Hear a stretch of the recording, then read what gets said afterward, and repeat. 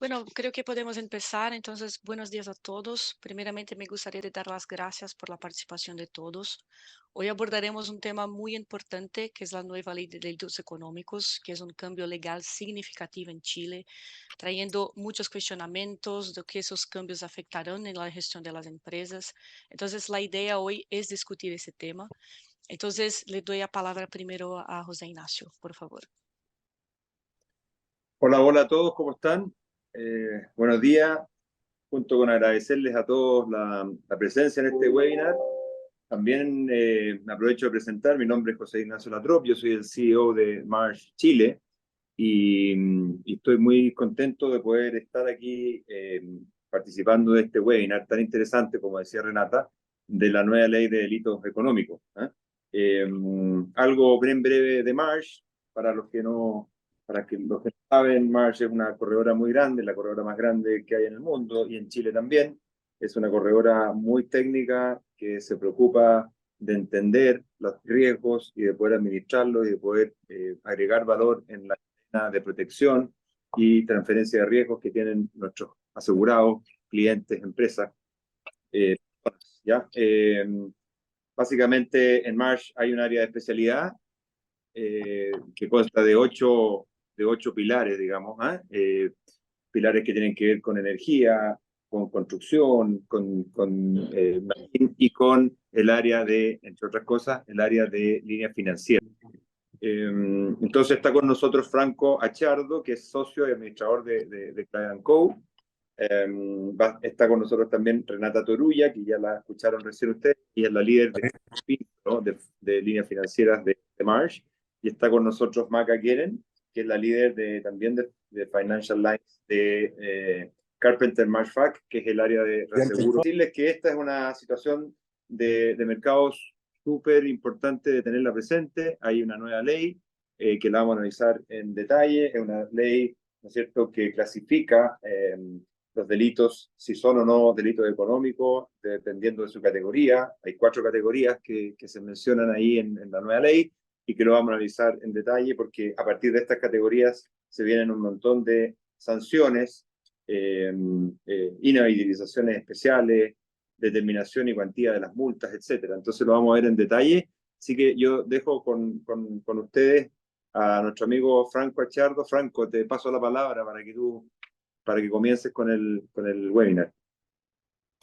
Bueno, primero que todo quiero saludar a todos y todas quienes están asistiendo a este webinar. Agradezco la invitación de Marsh para poder presentar algunos aspectos relevantes para directores y ejecutivos frente a esta nueva ley 21.595. Te agradezco a ti, José Ignacio, por esa introducción y también a Macarena Guerén y a Renata Terulla por invitarme a participar de este panel. Y sin más trámite, quisiera iniciar nuestra presentación sobre esta nueva ley de delitos económicos. La verdad es que la ley, como pueden ver en este slide, fue publicada hace menos de una semana. Es decir, desde el jueves 17 de agosto que inició su vigencia la gran mayoría de los artículos de esta ley, pero tiene excepciones, ¿ok? Hay veces que las personas que no entienden de tramitación de la ley se confunden sobre, bueno, desde cuándo entra en vigencia. Algunos ven la noticia de que se aprobó en el Congreso, otros ven noticias de que pasó el trámite constitucional. Otro hito importante en la vigencia de una ley es la promulgación que en este caso hizo el presidente de la República el 7 de agosto pasado, pero lo cierto es que la vigencia de esta ley se inició el jueves 17 de agosto, con una excepción muy relevante para la práctica de las empresas, y es que para el caso de la modificación de la ley 21.393 sobre responsabilidad penal de personas jurídicas, la ley entrará en vigencia el 1 de septiembre del próximo año. Por lo tanto, el primer apunte que invito a que tomen de este webinar es que las empresas tienen un plazo de 12 meses para revisar su modelo de prevención de delito, ¿ok?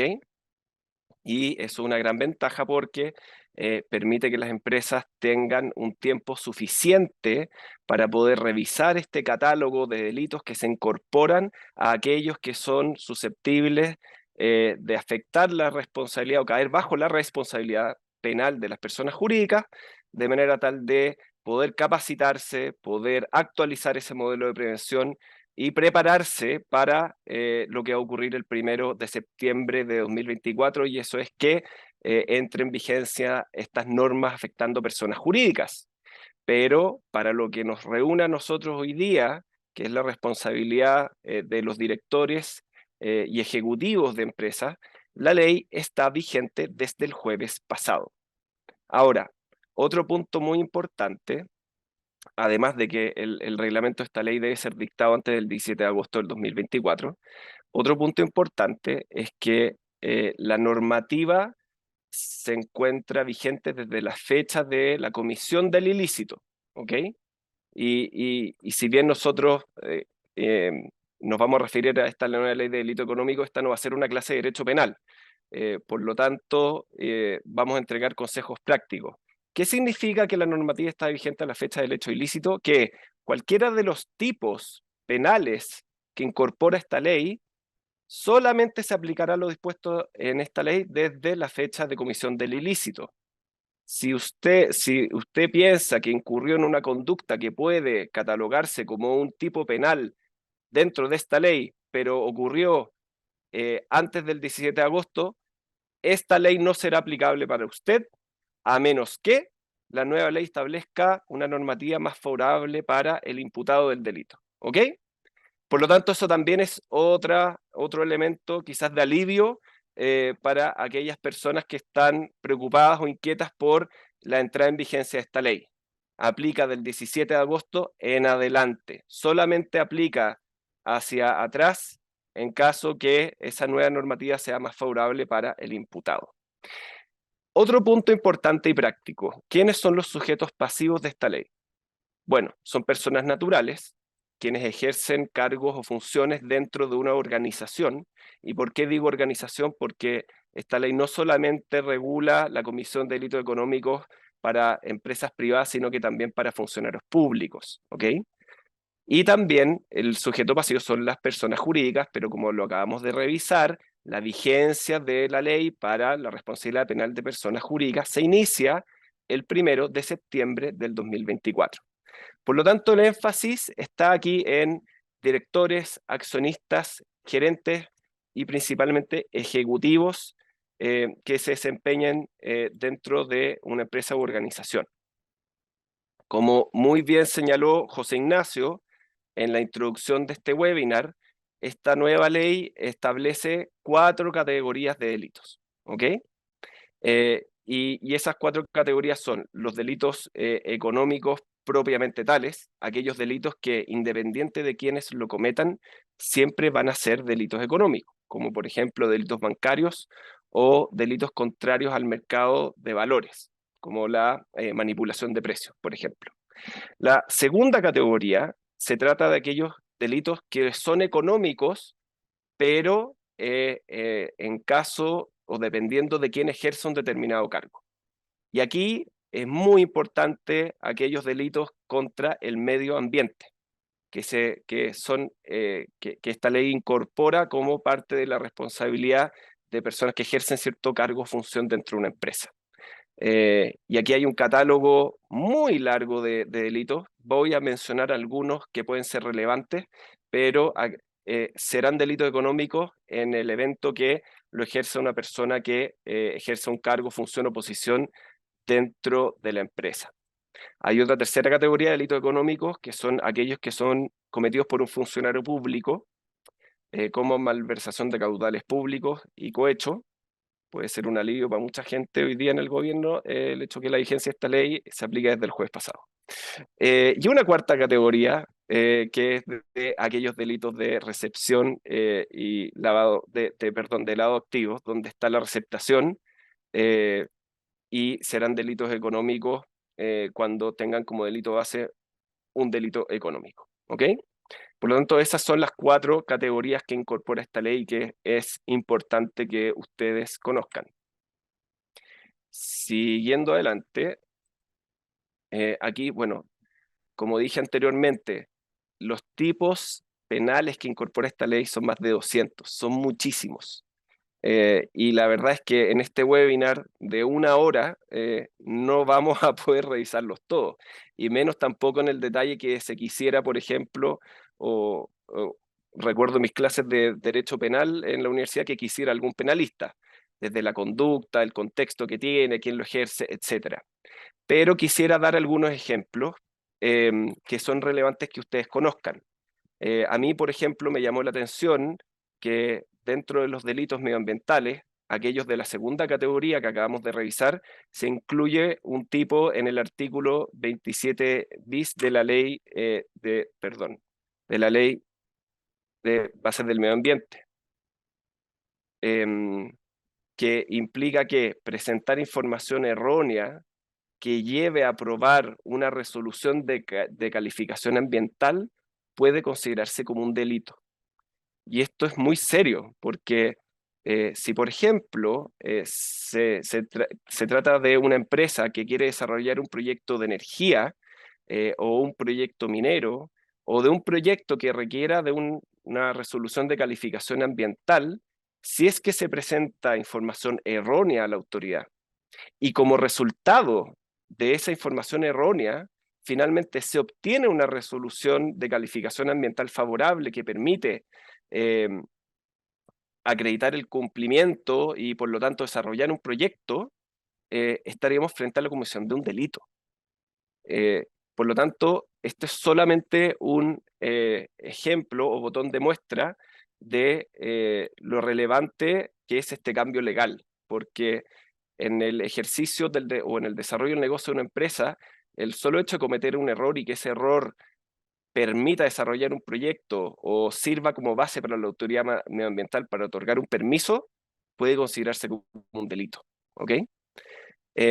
Dentro de los delitos también que incorpora esta ley y que llaman poderosamente la atención, sobre todo a nosotros los abogados corporativos, están los nuevos artículos 134 y 134 bis de la ley de sociedad anónima, que son aquellos que incorporan el tipo que se ha denominado contabilidad fraudulenta o administración abusiva. Y consisten principalmente en que los miembros de la administración de una compañía presenten información contable que pueda considerarse como fraudulenta. En el caso de la administración abusiva del 134 bis, que también se llama abuso de posición mayoritaria, lo pueden ver aquí en este slide, existe mucho debate sobre qué se entiende por la comisión de ese tipo penal. Si yo soy un director de una empresa que reúne la mayoría de las acciones de la compañía y adopta una decisión, y esa decisión puede de alguna forma perjudicar a un accionista minoritario, estaría cometiendo un delito. Y va a ser muy relevante conocer cómo van a resolver los tribunales de justicia los casos que se presenten por la supuesta comisión de uno de estos delitos. Siguiendo adelante, las sanciones son relevantes también en esta ley, porque existirán penas y privación de libertad según cada tipo penal. Todo delito económico además conllevará una multa. Además, como sanciones se incorpora la inhabilidad para ejercer cargos públicos, cargos gerenciales o incluso para contratar con el Estado. Ojo aquí con empresas cuyos principales clientes son organismos estatales. ¿Por qué? Por el hecho de cometer algún delito son susceptibles de ser sancionadas con una inhabilidad o prohibición para contratar con el Estado, y eso para muchas empresas les puede significar terminar con el negocio. Por lo tanto, repito, es muy serio. También existe un catálogo de penas sustitutivas, existe la remisión condicional de la pena, que es básicamente la sustitución del cumplimiento de una pena privativa de libertad, considerando, o en caso que sea en ciertos supuestos, reclusión parcial en el domicilio de una persona que haya sido sancionada por alguno de estos delitos, o reclusión parcial en establecimiento especial. Vemos aquí un énfasis en las penas privativas de libertad por la comisión de uno de estos delitos. Otro cambio importante de esta ley y que por supuesto nos llaman a tomar resguardos. Ya vamos a ir a ese punto. Otro asunto relevante de esta ley es la figura del comiso de garantías, que implica la retención judicial de ganancias obtenidas por un delito económico. ¿Ok? Y ese comiso de garantías se aplica en toda condena, incluso en casos donde pueda no haber una condena, es decir, donde pueda haber un sobreseimiento, lo que llama mucho la atención. Además, se permite que el tribunal decrete medidas prejudiciales para asegurar activos a este fin. Y para irnos a algo muy concreto, el tribunal, por ejemplo, podría decretar una medida cautelar consistente en la retención de fondos acumulados en cuentas bancarias de directores o de ejecutivos en el contexto de un procedimiento de investigación de la comisión de un delito económico. Algo respecto a lo cual hay que estar también alerta. Adicionalmente, las víctimas de delitos económicos podrán perseguir el pago de lo que se les decrete en favor de ellos en las acciones civiles, que también podrán ejercer por separado de las acciones penales. ¿Ok? Bien, siguiendo adelante, haciendo un ranking de cuáles son los 5 tipos más importantes que incorpora esta ley de delitos económicos, les quiero decir que no hay un top 5, porque son todos los tipos relevantes y será necesario que cada empresa, cada director y cada ejecutivo que participe en la alta administración mida el riesgo que está involucrado en esta ley, porque los riesgos van a variar dependiendo del rubro. No es lo mismo si es que me dedico a la administración de un puerto, a una faena minera, a la prestación, al retail, porque me expongo a distintos tipos penales, según este catálogo que incorpora la ley. Si es que, ya lo dije anteriormente, si es que la empresa tiene negocios con el Estado, va a ser necesario también revisar el modelo de prevención de delitos para evitar una sanción que me prohíba eventualmente continuar con esos negocios con el Estado.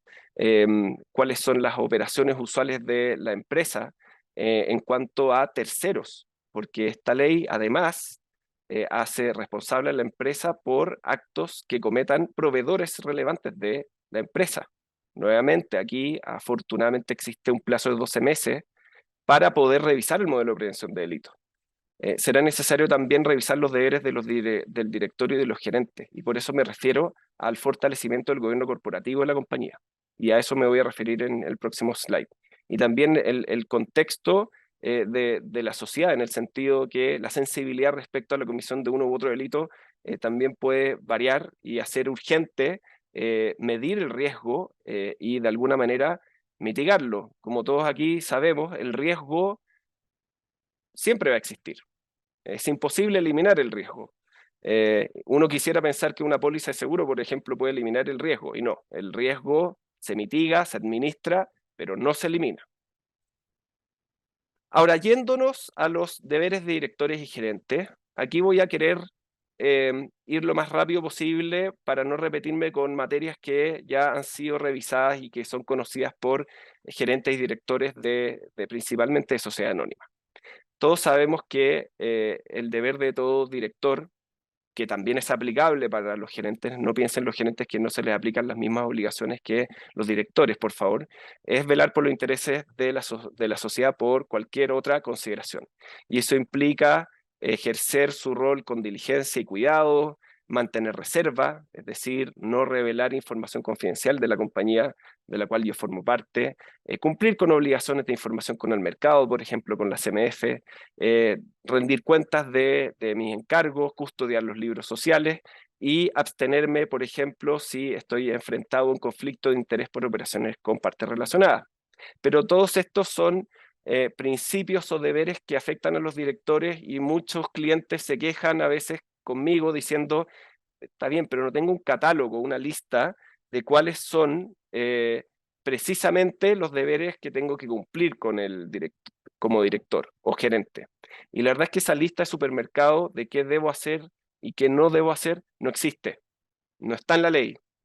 Lo más cercano que hay es una norma que dispuso el reglamento de la ley de sociedad anónima, del nuevo reglamento de la ley de sociedad anónima. Lo llamamos todavía nuevo reglamento a pesar que se dictó el año 2012, que establece, por ejemplo, que los directores tienen que participar activamente en el directorio. A veces me toca clientes que dicen, no, la verdad es que esa sesión de directorio puede ser conflictiva, no quiero asistir. Error. Los directores tienen que asistir a las sesiones de directorio siempre. Si es que quieren eximirse y resguardar su responsabilidad, entonces tienen que oponerse cuando se someta a su consideración un acuerdo que estimen que es ilegal o que no beneficia a la sociedad. Y ahí otro consejo práctico. Fíjense muy bien, directores, cuál es el contenido de las actas de las sesiones de directorio. Con esta ley, además, todas estas materias de gobierno corporativo van a tener más relevancia todavía. Si es que yo quiero eximirme de responsabilidad o resguardar mi responsabilidad, debe constar en acta mi oposición a algún acto que yo considere ilegal, y además mi voto, ya sea para aprobar una materia, para rechazarla e incluso para abstenerme, debe ser fundamentado. Y en otra línea, algunos de ustedes podrán recordar la ya derogada norma de carácter general 385, que fue una norma muy discutida en su minuto, que establecía cuáles son las normas o los consejos para un buen gobierno corporativo. El funcionamiento de un buen gobierno corporativo, ahora más que nunca con esta ley, va a ser fundamental. Y si bien la norma 385 fue derogada, hoy día igual está contenida por la norma de carácter general 461 de la CMF, que obliga a incluir en la memoria social de las empresas que son objeto de esta normativa a informar cuáles son sus prácticas de buen gobierno corporativo. La norma 385 es tristemente recordada por su escaso cumplimiento. Su estructura era de comply or explain. Por ejemplo, ¿tengo un proceso de inducción cuando se incorpora un nuevo director? El 69% de quienes respondieron ese cuestionario, incluido en la norma 385, respondieron en forma negativa. La consecuencia legal no era nula. La CMF no sancionaba a las empresas que respondían negativamente. Pero si nosotros queremos saber cómo puedo mejorar mi gobierno corporativo, mi consejo es, bueno, desempolven ese anexo de la norma 385, lean la lista de recomendaciones que en su minuto la Superintendencia de Valor y Seguro elaboró por un buen gobierno corporativo y aplíquenla. ¿Por qué? Porque eso va a mitigar los riesgos de caer en alguno de los tipos penales que incorpora esta nueva ley. Y por último, para no acaparar todo el tiempo en este webinar, quiero traer a colación un caso relevante que nos revela cómo razona la Corte de Apelaciones en un caso donde fue sancionado por la CMF un director. Y este es un caso conocido donde el abogado que defendió al director sancionado por la CMF fue Enrique Alcalde. ¿Y qué es lo que ocurrió? Aquí vemos la línea del tiempo. Hubo un director llamado José Héctor Valdés Ruiz, quien hasta el 1 de abril del 2016 fue director del Banco Itaú, que dejó de existir cuando se fusionó con Corpbanca. Pues bien, en abril del año 2016, este señor fue electo como director independiente, según las normas del artículo 50 bis de la Ley de Sociedad Anónima, y permaneció en ese cargo hasta agosto del mismo año. ¿Y qué pasa? Que la CMF inicia un procedimiento para sancionar a este caballero. ¿Por qué? El argumento es que usted no era un director independiente porque ya había sido director del Banco Itaú, ¿ok?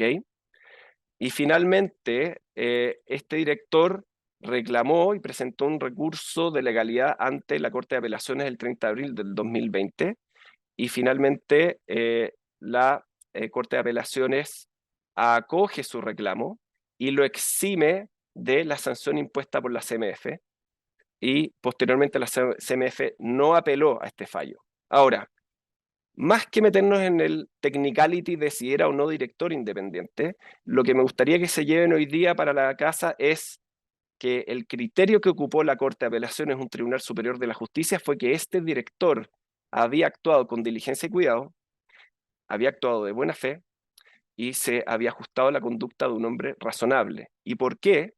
Porque este señor, ante la duda de si cumplía o no cumplía con la norma, se sustentó en el informe de un estudio de abogados de reconocido prestigio, en este caso de Claro y Compañía. Nadie puede dudar que se trata de un buen estudio de abogados, ¿verdad? Y en ese sentido, y aquí en el slide pueden ver un fragmento de la sentencia de la Corte de Apelaciones, se estimó que este señor fundamentó su actuar en la opinión de un especialista en la materia, de un informe. Por lo tanto, no puedo yo sancionar a esta persona o permitir que se sancione a esta persona si ante una duda respaldó su actuación, actuando con diligencia y cuidado, solicitando un informe sobre la materia y actuando de buena fe como un hombre razonable. Ese es el estándar que yo le puedo pedir para eximir de responsabilidad a una persona. En este caso, y si hay abogados presentes, en este caso se eximió de un error de derecho, que es algo rarísimo en la disciplina jurídica.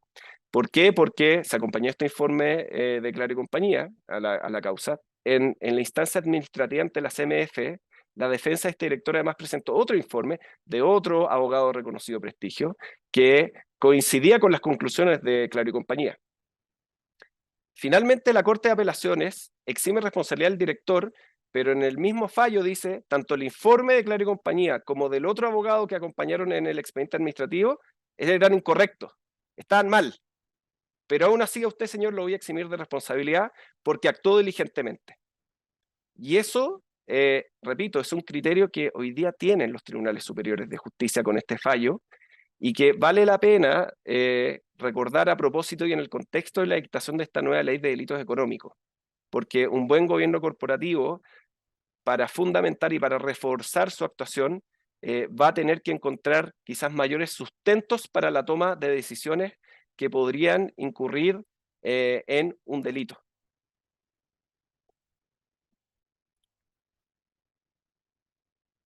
Nuestras recomendaciones, y aquí para cerrar.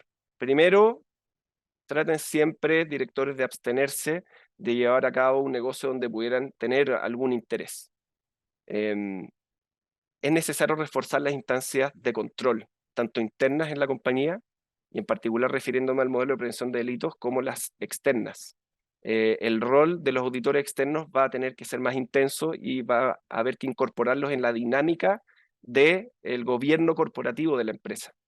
Es necesario también asegurar un cumplimiento en el control de los libros sociales de la contabilidad. Muy importante contratar o revisar su póliza de seguro día no. Mi interpretación es que el riesgo de asumir el cargo de director o de ejercer como gerente en una compañía con esta ley automáticamente se incrementa. Por lo tanto, ese es un riesgo que, repito, no se va a eliminar, pero sí puede de alguna forma mitigarse los efectos de que exista una condena por uno de estos delitos.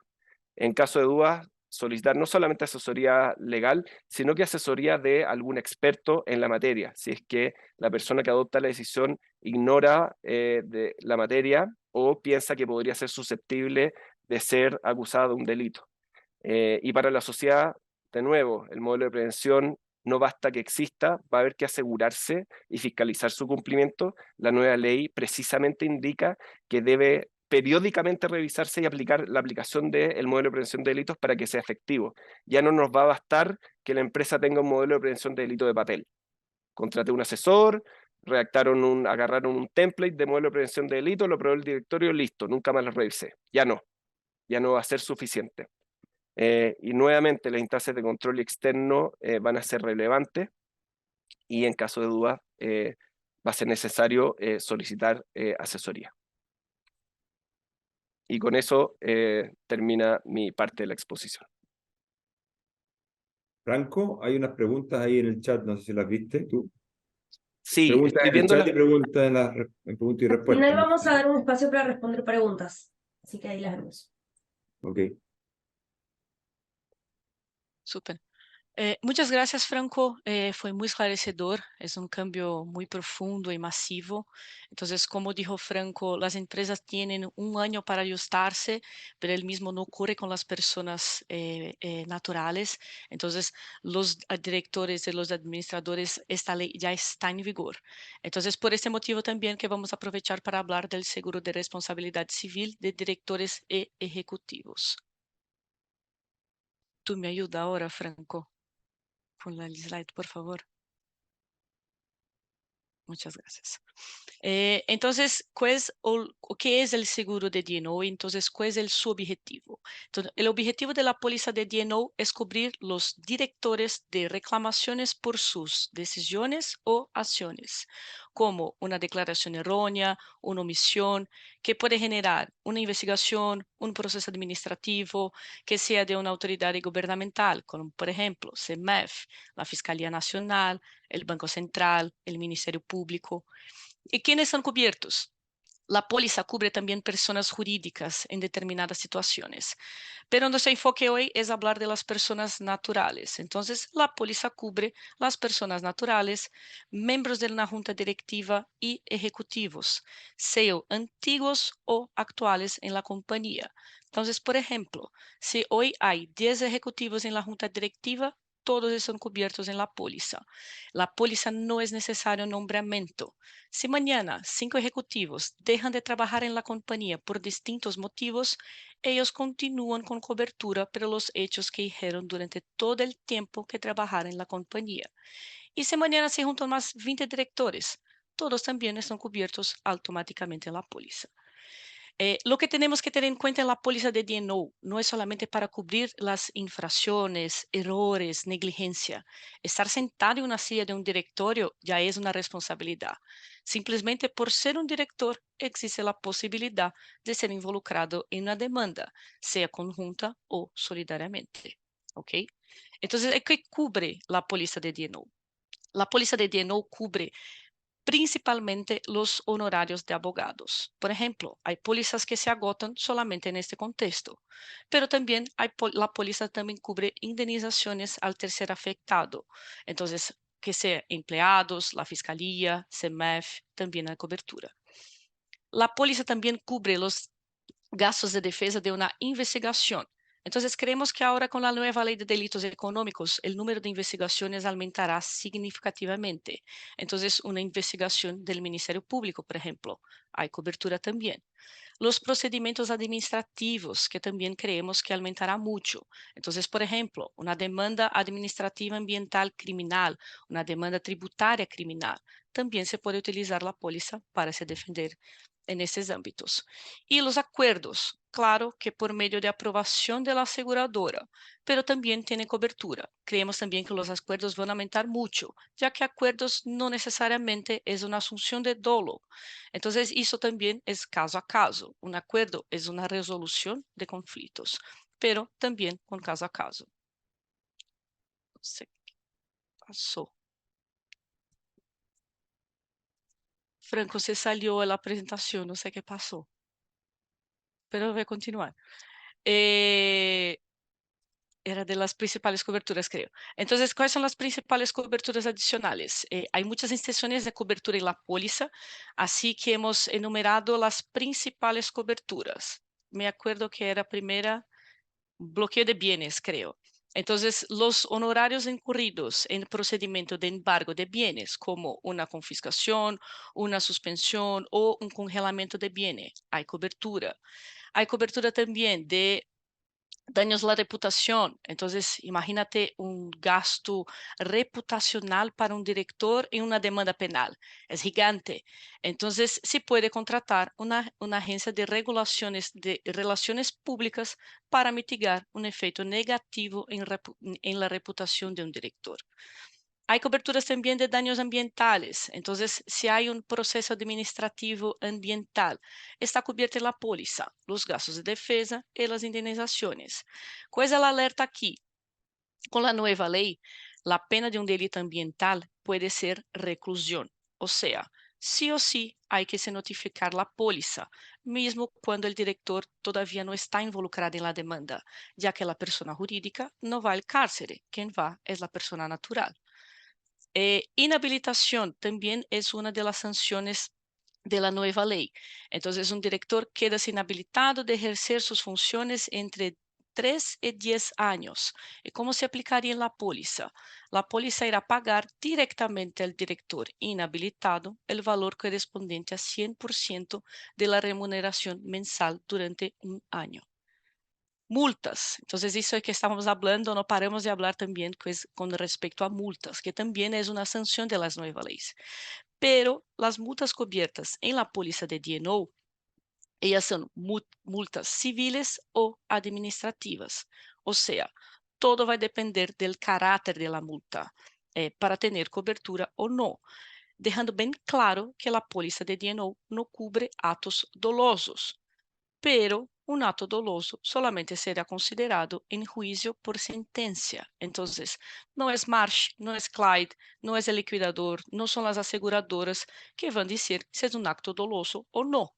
Entonces, mientras esto, la póliza cubre los gastos de defensa. ¿Ok? Bueno, este fue un overview de la póliza de D&O. Hay muchas más coberturas, hay mucho más responsabilidades para un director, no solamente de la nueva ley de delitos económicos. Entonces también me quedo a disposición de ustedes para cualquier duda. Y le doy la palabra a Macá. Gracias, Rena. Lo interesante es que hay mercado para poder cotizar hoy día las pólizas de seguro de directores y ejecutivos.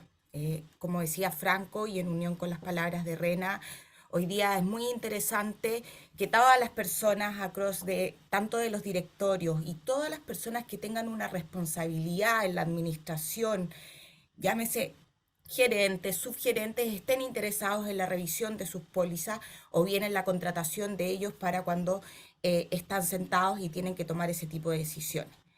El mercado principalmente se divide en mercados locales. Hay compañías de seguros locales acá en Chile, como Southbridge, Chubb, Star, Zurich y Everest, que entregan este tipo de productos a través de un corredor y se pueden contratar directamente.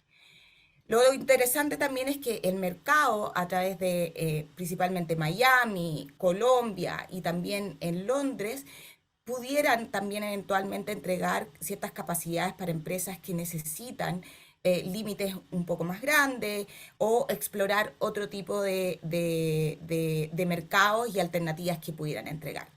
Por cubrir personas naturales, la CMF acá en Chile registra el producto dentro de los condicionados generales que se pueden utilizar.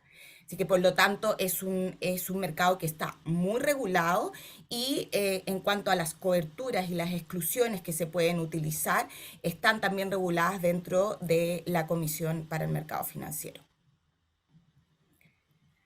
Anita, yo creo que en aras del tiempo queremos aprovechar de revisar. Vi que han ido llegando varias preguntas ahí muy interesantes, tanto para Franco, Rena o las que pueda aportar desde el punto de mercado. Si nos ayudas con eso, porfa. Y a ver, les leo una. Yo creo que esta es para Franco, que es ¿desde cuándo rige la responsabilidad penal para directores, accionistas y gerentes? ¿Septiembre de 2024? Sí, ¿me escuchan ahora? Perdón, tuve un problema con mi mouse, por eso me desconecté unos minutos. No, lo que aplica desde septiembre del 2024 es la responsabilidad penal de la persona jurídica, pero la responsabilidad penal de las personas naturales que participan o tienen funciones dentro de la empresa y de la alta administración principalmente, aplica desde el jueves de la semana pasada, 17 de agosto.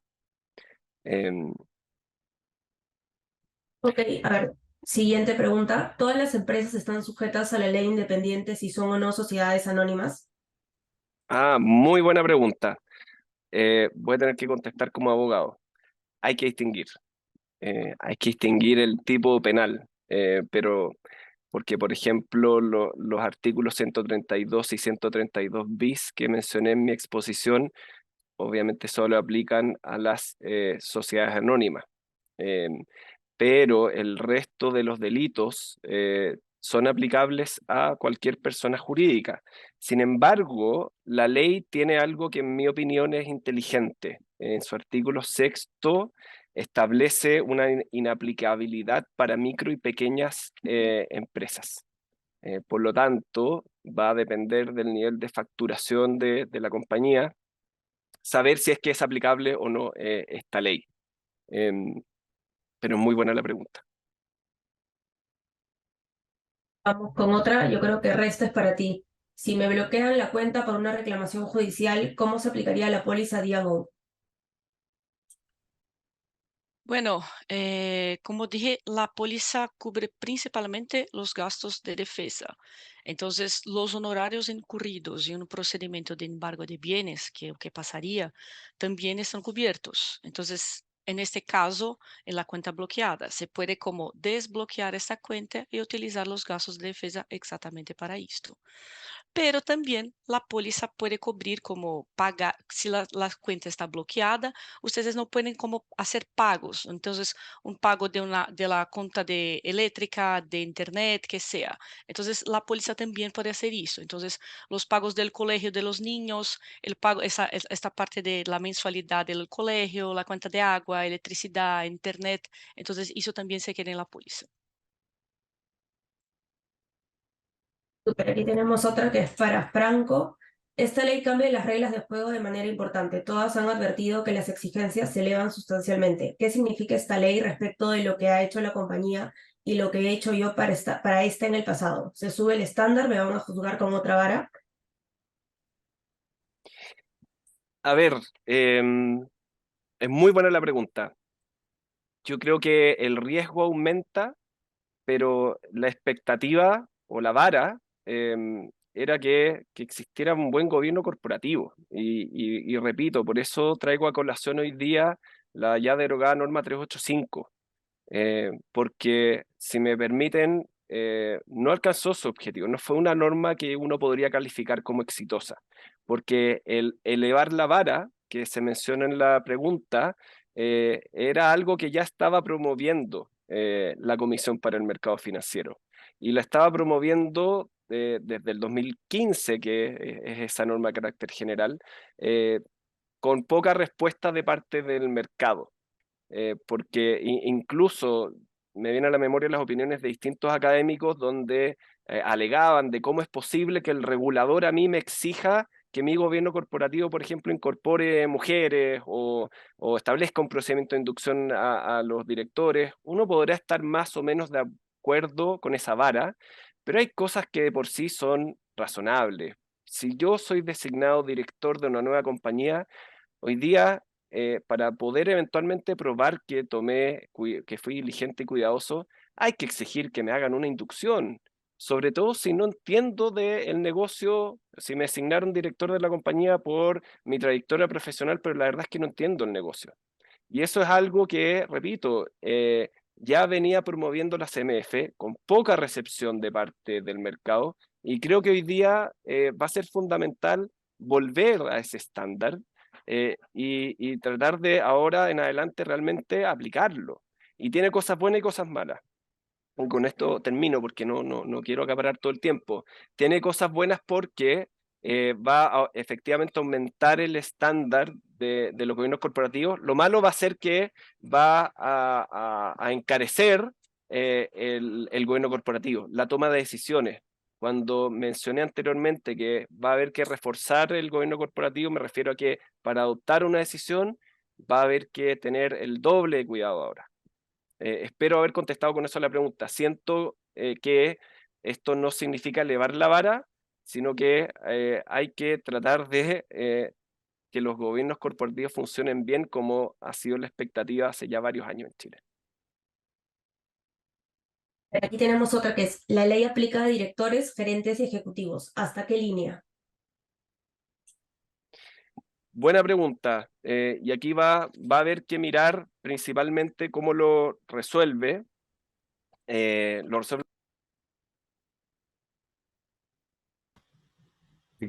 Perdón, ahí sí.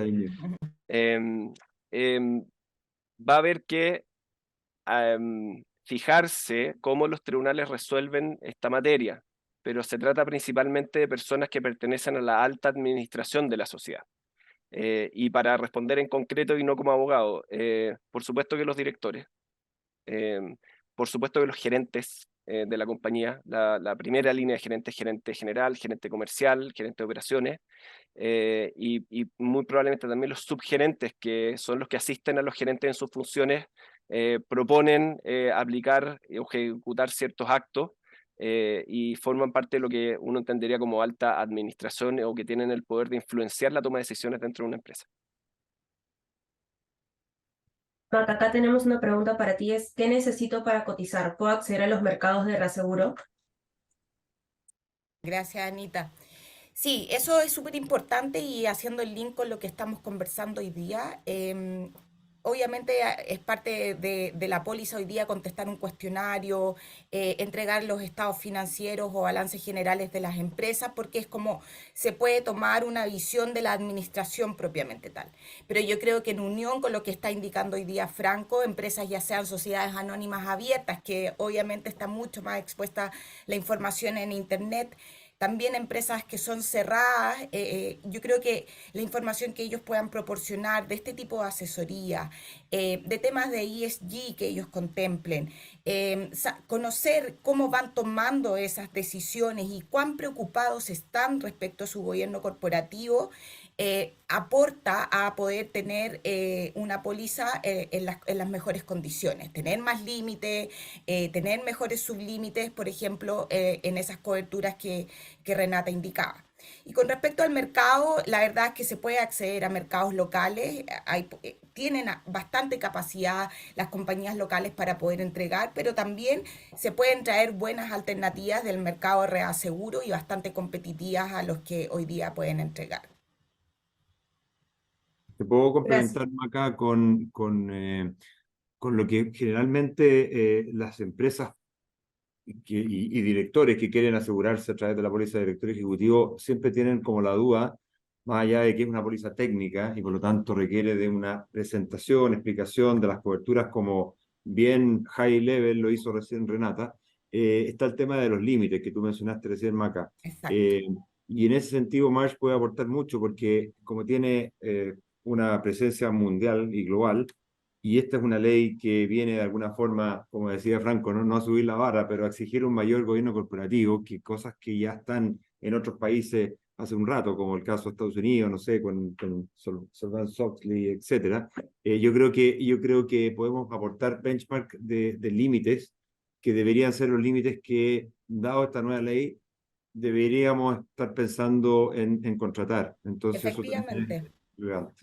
¿Mm? Nosotros tenemos la posibilidad, no es la idea aquí full del tema de las pólizas, pero sí March contempla ciertas herramientas que permiten entregar benchmark y diferencia de qué es lo que tienen dentro, a nivel mundial o específicamente dentro de la región, las pólizas por industria, haciendo una comparación también respecto al revenue, como para poder tomar un parámetro. Aquí influye mucho el valor de los costos de los honorarios de abogados, que obviamente influyen dentro del límite total que se quiera tomar, y además de el número de directorios, gerentes, porque la póliza en realidad se toma por la empresa para sus directores y sus ejecutivos.